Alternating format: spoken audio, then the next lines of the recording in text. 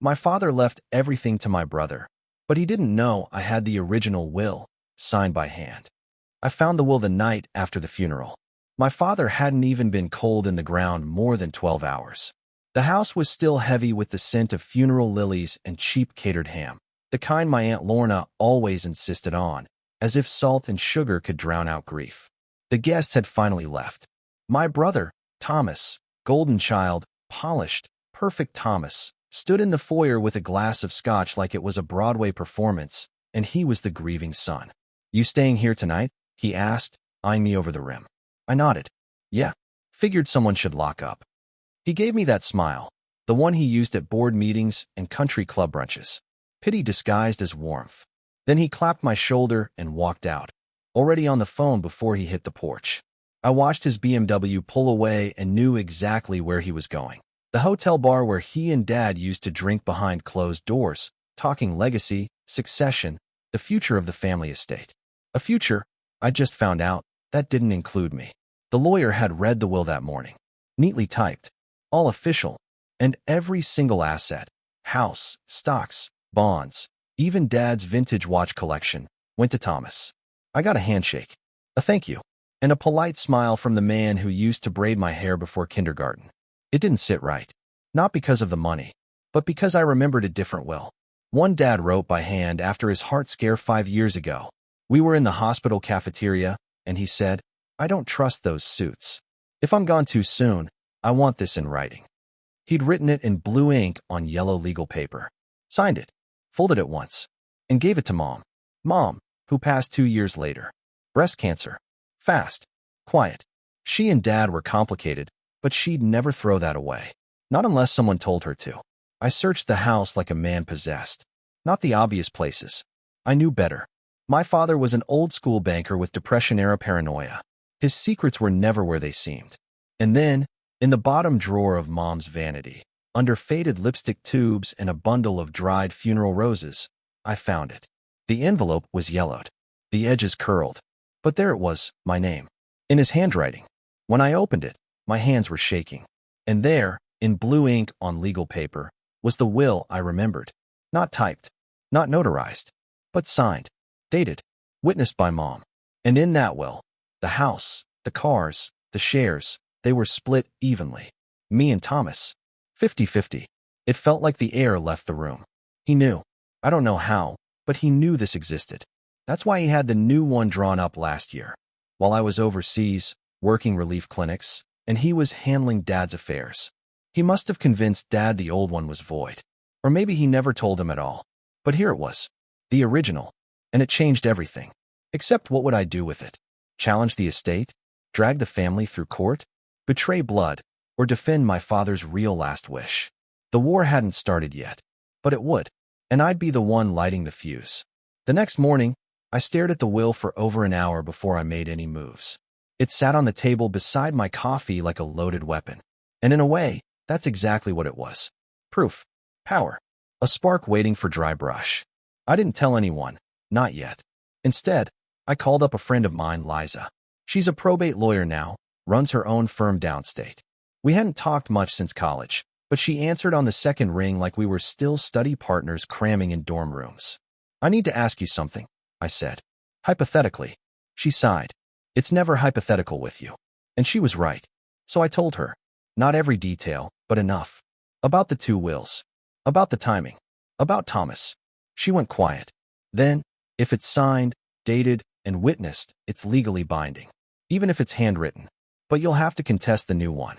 Which means court. Which means blood. I figured. And if the estate's already in motion, this is going to get ugly. Fast. I thanked her and hung up. My coffee had gone cold. The house felt colder. Later that day, I got a text from Thomas. Family brunch. Sunday. Dad's favorite diner. 10 a.m. Don't be late. I stared at the message for a long time. He never used to organize anything. That was always my job. Birthdays, holidays, anniversaries. If I didn't set the table, no one did. But suddenly, he was the new patriarch. King of the hill. I replied, "I'll be there." And I brought the will with me.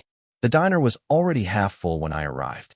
Thomas sat in Dad's booth, back corner, near the window, holding court with a smirk and a mimosa.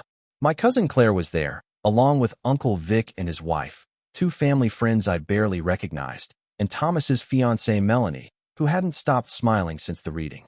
"Ah, the prodigal returns," Thomas said as I slid into the seat across from him. "Nice of you to show." I didn't take the bait. Instead, I laid the envelope on the table. "What's that?" he asked, laughing lightly. "Something Dad left behind," I said. His eyes flickered. A moment's hesitation. Then he picked up the envelope, opened it, read the first few lines, and went completely still. Melanie leaned in to peek. Claire squinted. Nobody spoke. Finally, Thomas looked up at me. "Where'd you get this?" "From Mom's vanity. It's the original will." He let out a small laugh. "It wasn't genuine. This doesn't change anything. It's signed, dated, witnessed, legally valid." "Yeah," he snapped. "Well, the new one's notarized, filed, and processed. Yours is a piece of paper from a dead woman's drawer." The table fell silent. Uncle Vic cleared his throat. "Maybe we should." "No," Thomas cut him off. "He wants to make this about money, fine. Let's talk money. You weren't here, Alex. You left. While I stayed, I took care of Dad. I managed his treatment, his lawyers, his life. And in return, you rewrote his legacy?" He stood up. The entire diner turned to look. "You think this makes you the victim?" he hissed. "You abandoned us for years. Now you waltz in with a dusty piece of paper and expect half?" I stayed seated. Calm. "I don't want half. I want what Dad wanted." He stared at me, breathing hard, jaw tight. Then he sat back down, hard, and picked up his mimosa. "You want to go to war?" he said, voice low. "Fine. But I don't lose." I looked him in the eye. "You already did." I didn't sleep that night. Not really. Just laid on the couch in my father's den, staring at the dark ceiling, thinking about all the ways this could go wrong. Thomas had always been the fighter, the louder one, the one with fists clenched and lawyers on speed dial. I was the one who walked away, the one who made peace and let people talk over me, just to keep the peace. But this wasn't peace anymore. This was war, and I was done folding. At 9:12 a.m., my phone buzzed. Unknown number. I let it go to voicemail. A minute later, a second buzz. Then a text. "Mr. Mercer, this is Daniel Graff with Sutton, Leeds and Graff. I represent your brother, Thomas Mercer. We're aware of your claims regarding an alleged handwritten will. We strongly advise you cease all contact and forward the document to our offices immediately. Failure to do so will result in legal action." I stared at the screen, heart pounding, not because I was scared, but because he was already trying to scare me. That was fast. I forwarded the message to Liza with one line, "Game's begun." She called 10 minutes later. "Send me the will," she said, her voice all business now. "Scan it, front and back. I'll take it from here." What happens next? We file a formal petition to contest the probate. Their version of the will is in effect, but yours challenges its legitimacy. Once we file, it freezes the estate. They can't sell property, move assets, nothing. Not until the court rules. I sent the scans. Within the hour, she had it moving. By noon, Melanie had posted a selfie on Instagram with a glass of wine and the caption, "Some people just can't stand to see others happy."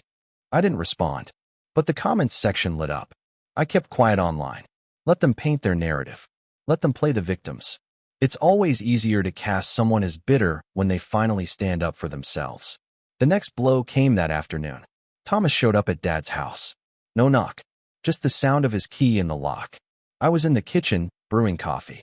When I walked out, he was standing in the foyer like he still owned the place, like the will I held in my hand didn't exist. "You've made your point," he said. "Now hand it over. Get out." He stepped forward. "This house is mine, Alex. Everything in it." "No, not until the court decides." He looked around, sneering at the photos still on the wall, the dusty rug, the mail on the table. "You think Dad wanted to split this with you? You think he actually believed you earned it?" "I don't need to earn my own father's love." He paused at that, just for a second. Then he looked me dead in the eye. "You're going to regret this." I walked to the door, held it open. "I've regretted a lot of things, Thomas. But not this." He left without another word.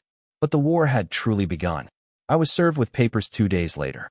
Certified mail, stiff, white envelope, stamped with that signature cold professionalism only a lawyer's office can perfect. Thomas wasn't wasting time. He'd filed a motion to dismiss the handwritten will, claimed it was forged, invalid, and created under questionable emotional influence. I almost laughed when I read that last part. Emotional influence? From whom? Our dead mother? I forwarded the docs to Liza. She called me while I was sitting on Dad's front porch, coffee in one hand, file folder in the other. "This is a classic scare tactic," she said. "They're hoping you'll fold before it gets expensive. But we're not folding. I've already scheduled a forensic document examiner." "A what?" "Handwriting analyst. They'll verify the signature, the paper age, even the ink composition if we need to." I looked down at the yellow legal pad in my lap. My father's handwriting, with its crooked L's and rigid T's, stared back at me. He wrote it. I was there. "And I believe you. But court doesn't take belief. Court takes evidence." She paused, then softened. "I've seen cases like this, Alex. People will claw, lie, spin, all to keep what they think is theirs, especially when it's not." That night, I found myself in Dad's study again. I hadn't touched his desk since the funeral. His old banker's lamp still worked, casting a pool of warm yellow over the polished wood. His glasses were still sitting on the blotter. Dusty, crooked. I opened the top drawer. It creaked. Inside, everything was exactly how he left it. Paper clips, spare keys, a pocket knife I gave him when I was 12, and a bundle of letters, bound by an old rubber band. The top one was addressed to me. I sat there, unmoving, afraid to breathe. The letter was dated a year before he died. "Alex, if you're reading this, it means something didn't go the way I planned. I want you to know I'm proud of you. You didn't take the easy road. You never did. And that's something I admired, even if I never said it outright. If Thomas has pushed you out, if something went wrong, there's a will in your mother's vanity. It's real." I meant every word. I signed it after the hospital because I realized I might not get another chance to do what's right. Do what you need to. Protect what's fair. And don't let him bully you out of your place in this family. Dad. I read that letter 5 times. By the 6th, my hands were trembling. The next day, I gave it to Liza. "Game changer," she said. "Notarized or not, this adds weight. Intent matters. And this proves it wasn't some forgotten scribble on a napkin." He meant it. 2 hours later, Thomas posted a family portrait on Facebook. Him, Melanie, and Dad from last Christmas, smiling in front of the fireplace I built with my own hands. Caption: "Some things are meant to stay in the family." He still thought he was winning. But I had my father's words now, and the court date was coming. The first hearing was set for the following Tuesday. Just a preliminary, a procedural thing to determine whether my claim had merit. But to me, it felt like the start of something deeper. I showed up in a navy suit that still smelled faintly like mothballs and nerves. Liza walked beside me in heels that clicked like a metronome of composure. Thomas was already inside when we arrived. He wore confidence like a tailored jacket. Melanie was there too, seated behind him like a well-coiffed statue. Her expression said, "We've already won." His lawyer, Graff, looked like he'd rather be arguing about golf club mergers than family law. But that didn't matter. What mattered was the judge. He was older, gray-bearded, thoughtful, spoke slow, measured, the kind of man who weighed every word like gold dust.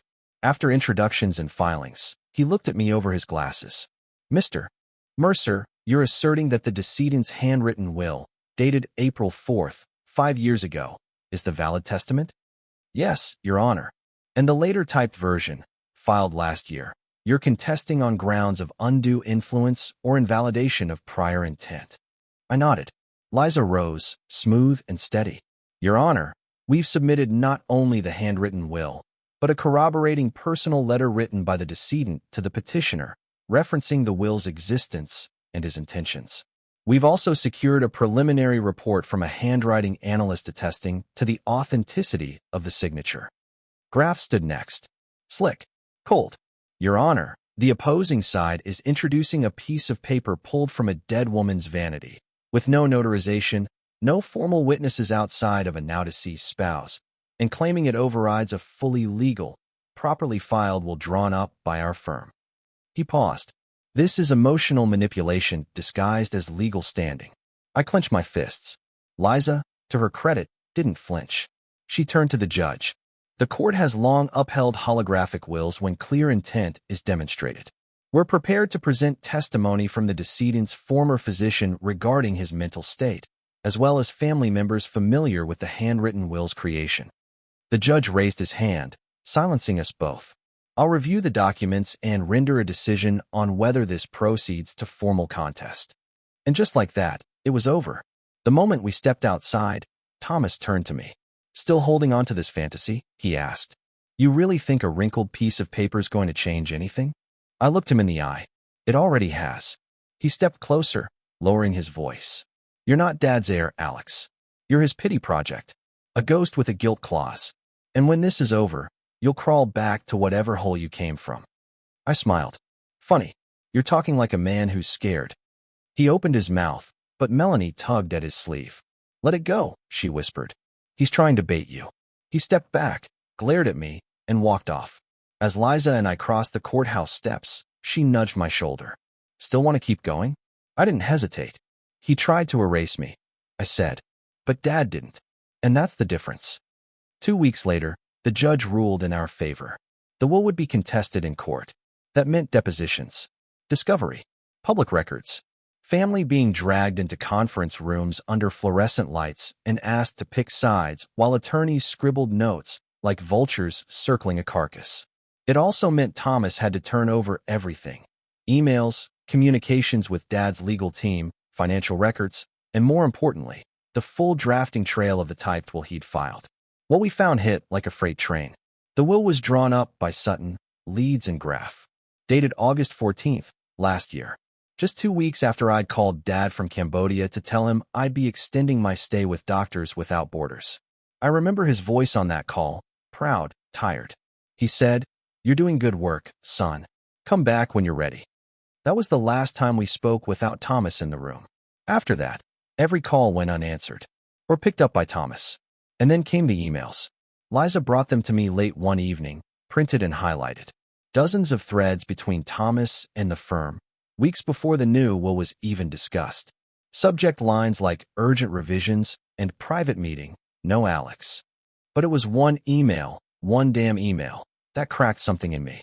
From Thomas to the lead attorney. Let's proceed with the streamlined version.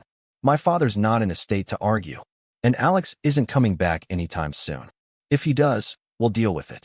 I stared at those lines until the words blurred. He knew. He knew exactly what he was doing. And he didn't just take advantage of Dad. He took advantage of my absence, my distance, my choice to do good in a world that needed it. I wasn't there, and he used that to erase me. That night, I went into the attic. Dad's old study boxes were still up there, records from when he ran his own finance firm. I don't know what I was looking for. Maybe just something to remind me that I hadn't imagined the closeness we used to share. I found an old cassette recorder in a box marked Archival Interviews. Still had batteries. I clicked play. What I heard froze me. It was Dad. His voice, older and raspy, but clear. I want the boys to share everything. Even if they don't talk. Even if I'm gone. 50-50. That's what's fair. That's what I want. It wasn't dated. It wasn't addressed to anyone. But it was unmistakably him. I recorded the whole thing on my phone. Sent it to Liza. She called me 5 minutes later, her voice tight with shock. Where the hell was this? Attic. In his own words. She was quiet for a beat. Then, Alex, this could win us the whole case. I leaned back, recorder still humming in my hand, and let the silence settle in. For the first time since this war began, I felt something new. Hope. Court was packed on the first day of the trial. Not because it was high profile, it wasn't. But because family drama always finds an audience, even if it's just relatives in the back row pretending to be supportive. I saw cousins I hadn't heard from in years, 2 aunts who always sided with whoever poured the wine, and even Uncle Vic, perched stiffly in the second row like he was watching a play. Thomas sat beside his attorney in a charcoal suit so sharp it could cut glass. Melanie wasn't there, probably advised to stay home now that public records were involved. But I noticed something in Thomas's posture, something I hadn't seen before. He wasn't smug. He was still, focused, like he knew control was slipping through his fingers. Liza opened with confidence. She introduced the handwritten will, laid out the timeline, showed Dad's letter, played the audio. When my father's voice echoed through the speakers, the courtroom went so quiet you could hear chairs creak. I watched Thomas shift in his seat, his jaw tightening with every word. Then Liza turned to the judge. We intend to call Daniel Reyes, the decedent's physician, to testify regarding his mental capacity at the time of both wills. Graf objected, of course, claimed hearsay, but the judge allowed it. And when Dr. Reyes took the stand, he didn't hesitate. Mr. Mercer was of sound mind the day he wrote that will. He'd just come out of cardiac recovery, yes, but his cognition was sharp. He was worried about family. He said he needed to set things right. That's a direct quote. Graf tried to undercut the testimony. How many patients do you see a week, doctor? But it didn't land. The jury listened, and I could feel the tide turning. Then came discovery. Liza presented the emails. The ones Thomas sent before the typed will even existed. The ones where he wrote, "Alex isn't coming back. If he does, we'll deal with it." Graf tried to dismiss them as contextual commentary, but it was weak. Everyone could see what it was: planning, positioning, manipulation. When it was Thomas's turn to testify, he went full performance. Regretful son, dutiful caretaker, emotional even. "I loved my father," he said, voice thick. "I did what I thought was best." He wasn't well when he wrote that first will. He was scared. He didn't understand the complications of our estate. Liza asked just one question. "Did you ever tell your brother that Dad was drafting a new will?" Thomas hesitated. "No, there wasn't time." Liza didn't press. She didn't need to. Because in that pause, the truth hung heavy. He'd chosen secrecy. He'd chosen silence. Because he knew what he was doing. And as I watched him try to spin Dad's death into a business decision, I realized something I hadn't expected. I wasn't angry anymore. Not exactly. What I felt was grief. For the family we could have been. For the brother I thought I had. The day the verdict came down, I didn't sleep. I sat in the living room of our childhood home, the one Thomas had already been planning to gut and remodel, and stared at the photo on the mantel. Dad in his old fishing hat, one arm around each of us, grinning like a man who believed his sons would always have each other. The courtroom was quieter this time. Smaller crowd. No extended family. No Melanie. Just the key players, Thomas, me, the lawyers, and the judge. The clerk stood. "Read the decision." The judge had ruled the handwritten will valid. The estate would be split evenly, per the original instructions. I didn't react. I barely breathed. But Thomas? He did. His jaw tensed. His hands curled into fists on the table. And for the first time in his life, he looked powerless. Liza touched my arm lightly. "We did it," she whispered. But it didn't feel like a victory. Outside the courthouse, reporters weren't waiting. There were no headlines to grab. Just an overcast sky and a cold wind that cut through my jacket like glass. I stood on the steps, watching Thomas storm past me toward his car. I called his name. He froze, back still turned. "I never wanted it to end like this," I said. "I just wanted what was fair." He turned slowly, looked at me like I was a stranger in his dream. "You were never the one Dad called when things got hard," he said. "I was the one cleaning up his messes. I was the one holding his hand in that hospital bed. You don't get to pretend this was even." "That's the thing," I said, stepping closer. "It was never about being even. It was about being seen. About not being erased." He shook his head. "He always loved you more." That landed like a slap. But I didn't flinch. "No," I said quietly. "He just never gave up on either of us." Thomas didn't reply. He just got into his car, slammed the door, and peeled away down the street. And just like that, it was over. Or so I thought. Because later that night, I found an envelope taped to the front door. No return address. No signature. Inside was a single photo, the three of us, years ago, building the deck out back. Dad in the middle, holding a hammer. Me and Thomas on either side, grinning like idiots. On the back, in Dad's handwriting, "Blood doesn't break. Not unless you let it." I sat on the porch for a long time. And I cried. Not because I won, but because I knew I'd lost something I'd never get back. 3 weeks passed before I heard from him again. No calls. No texts. Just silence, thick and stubborn, like fog that wouldn't lift. I'd half convinced myself that we were done for good, that whatever thread still connected us had finally snapped in the courtroom. Then one night, close to midnight, there was a knock at the door. Not loud, not desperate, just steady. I opened it to find Thomas standing there, alone, dressed like he'd come straight from work. His tie was crooked, and his eyes were bloodshot. He didn't say anything right away. Neither did I. He stepped inside without asking, like he used to when we were kids, and Mom sent him to fetch me for dinner. We sat at the kitchen table. He didn't touch the coffee I poured. "I didn't come to fight," he said finally. I nodded. He reached into his coat pocket, pulled out a folded piece of paper and slid it across the table. It was a check, half the legal fees. I stared at it. "You don't owe me this," I said. "I know," he replied. "I didn't do it for you." He leaned back in the chair, exhaled hard. "I talked to Melanie," he said. "Told her everything. The emails. The push. The fact that I knew Dad didn't want to change the will. Not really. She left. That caught me off guard. She said I used grief as a power grab. That I turned family into leverage." He laughed once. Bitter. She was right. I stayed quiet. He stared at his hands for a long time. "Do you remember that summer Dad made us build the fence?" I nodded. "You quit halfway through," he said. "You mean I had heat stroke?" He cracked the smallest smile. "Yeah, that." He looked up at me, and for the first time in years, his eyes weren't full of pride or contempt, just exhaustion. "I've been angry for a long time, Alex. At you. At him. At everyone. I thought if I had everything, the anger would go away." "Did it?" I asked. He shook his head slowly. "No. It got louder." I slid the check back to him. "I don't need your money." "Then what do you want?" I hesitated. "I want a brother who doesn't lie, who doesn't erase me just because he's scared he'll come second." He swallowed. Hard. "I can't promise that," he said. "But I can try." That was the closest thing to an apology I'd ever get. And maybe, just maybe, it was enough. The house felt different after that night. Not quieter. It had always been quiet, but lighter somehow, like the weight of years had finally been lifted from the walls. The courtroom battles were over. The lawyers were gone. The estate was being divided according to the will Dad wrote with his own hand, in his own words, back when he still believed both his sons could walk the same path without burning it down. Thomas and I didn't become best friends overnight. There were no hallmark moments, no fishing trips, no late-night phone calls full of laughter and shared memories. But we talked.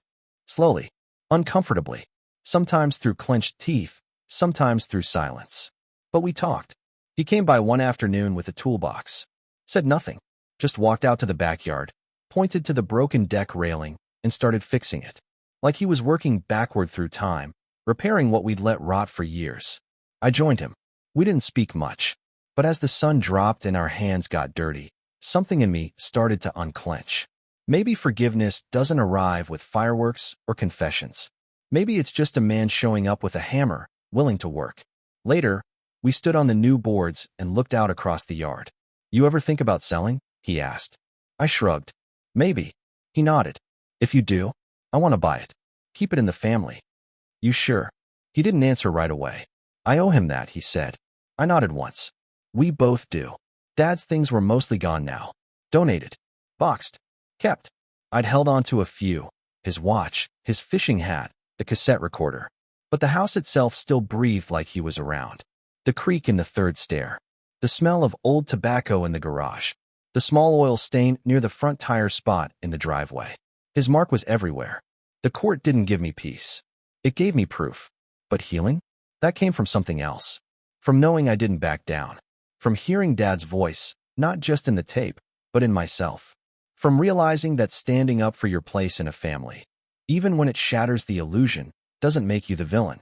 It makes you real. And now? Now I live in a house that was once a battlefield.